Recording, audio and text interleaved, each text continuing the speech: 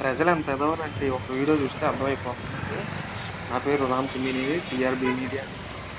ఇక్కడ మన సత్తెనపల్లి ఎళ్ళే దారిలో హౌసింగ్ బోర్డ్ కాలనీ దగ్గర దాని పక్కన ఇంకొక ఏరియా అనమాట. నల్లకుంట ఆర్చి దగ్గరండి. ఇక్కడ ఫ్లైఓవర్ పనులయితే జరుగుతున్నాయి.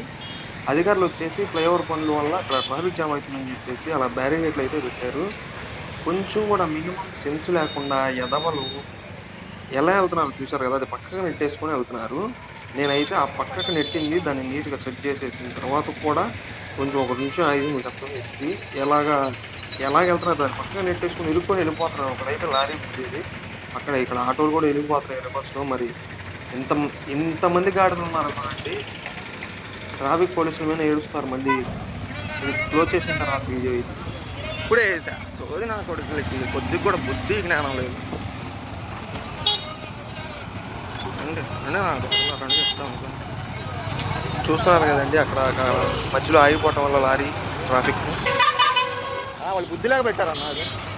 అంత ట్రాఫిక్ అవుతుంది, యాక్సిడెంట్లు అయితే ఎందుకు అవ్వో మళ్ళీ అందరినీ అధికారులనే తిడతారు.